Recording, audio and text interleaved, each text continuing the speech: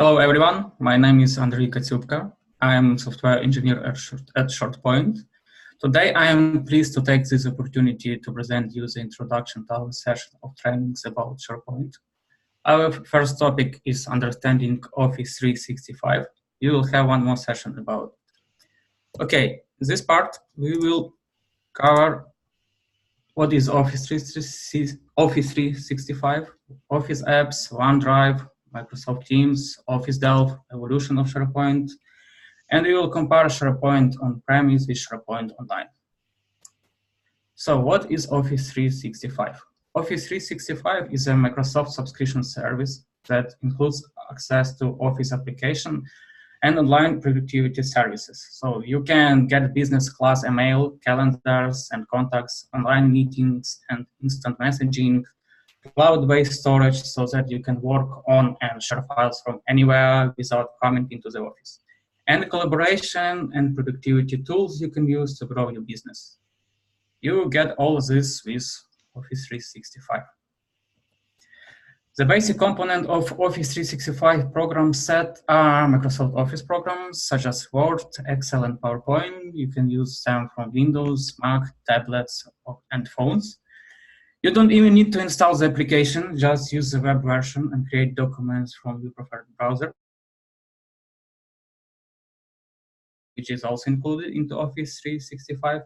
You can create a document on your computer and continue modifying it from your phone or tablet. The key point of Office 365 is Office Central Administration Portal.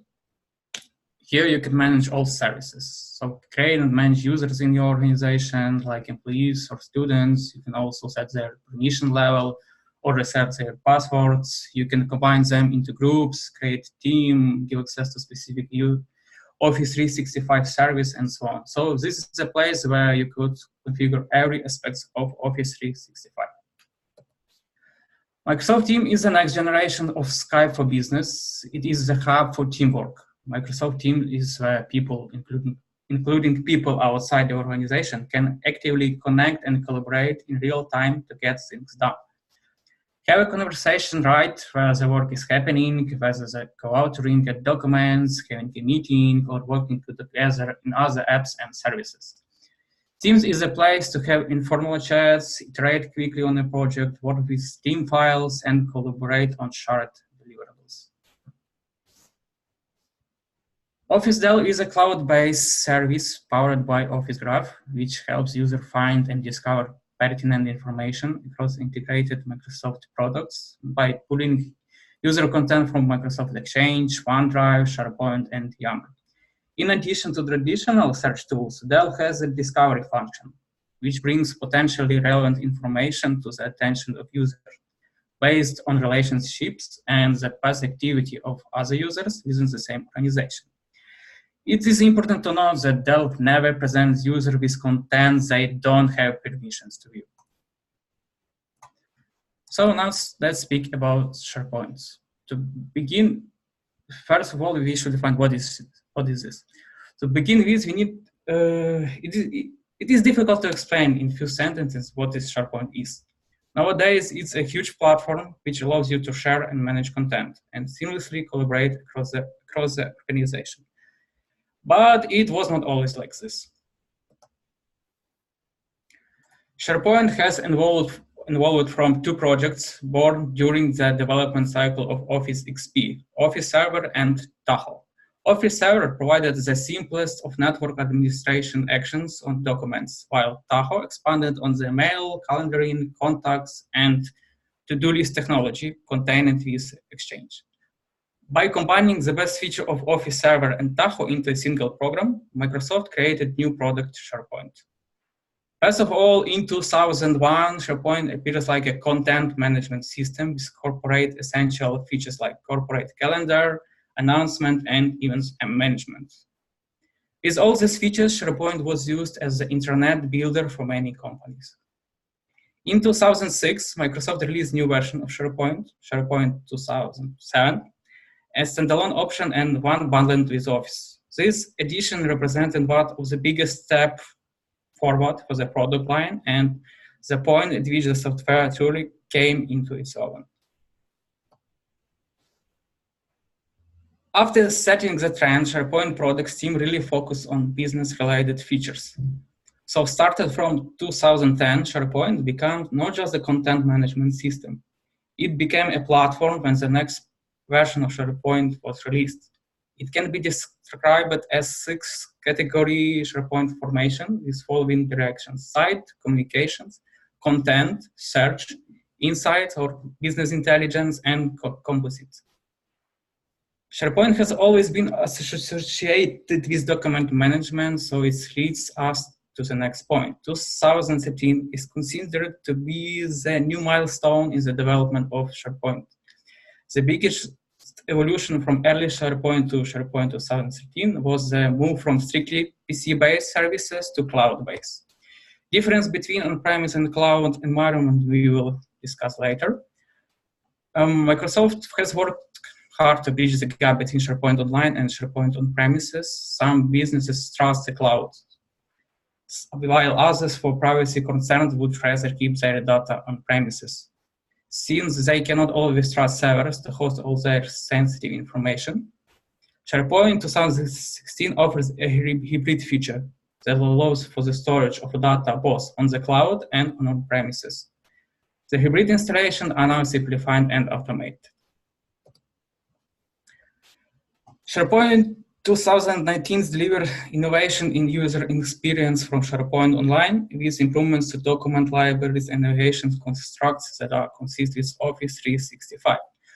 Modern pages in SharePoint 2019 can be customized with selection of new modern web parts that don't require any code to use. The people web part, for instance, helps users to connect with each other in order to get their work done faster even before. SharePoint 2018 was released with a new development model called SharePoint Framework. This framework provides full support for client-side SharePoint development, easy integration with SharePoint data, and support for open source tooling. With the SharePoint Framework, you can use modern web technologies and tools in your preferred development environment to build productive experiences and apps that are responsive and mobile ready from day one. Let me go back to what I said earlier about SharePoint 2013. Since 2013, we have two branches of SharePoint, SharePoint On-Premise and SharePoint Online. As SharePoint Online is a cloud solution, you don't need to worry about a lot of things. You don't need any additional hardware or physical storage.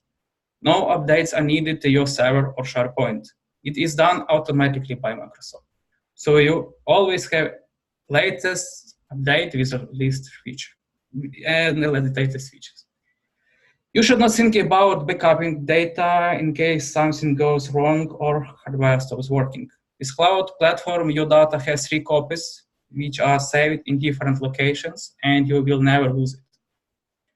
To start working with online platform, you just need to create Office 365 account and apply Office 365 subscription. And SharePoint environment will be automatically created for you. So you don't need to spend time configuring sites, user profiles, search, apps, mailboxes, and so on. Everything is already waiting for you. For on-premise environment, admin is responsible for SharePoint availability. For SharePoint Online, Microsoft provides you with service level agreement with 99.9% availability. This means that your environment can be unavailable up to 1 minute and 24 seconds per day, or it's around 44 minutes per month. Speed of on-premise is dictated by local infrastructure. For SharePoint Online, global network of data centers provides lower latency and high bandwidth connection. And SharePoint on-premise environment is located where your service is located. SharePoint Online is geo-redundant. SharePoint Online also doesn't have server-side solutions. Only client-side apps can be developed. Nevertheless, regardless of all pros of SharePoint Online, several cons still need to be mentioned. The main drawbacks of SharePoint Online are the following. As the SharePoint Online is managed by Microsoft, you don't have ability to configure every aspect of SharePoint. You cannot apply any web server configuration because you don't have access to it. No platform updates can be applied or reverted in case you don't need them or they impact anything. There is no possibility to develop server-side apps. We have covered all points we had to discuss today. Thank you for your attention. In case you have any question, I will be pleased to answer them.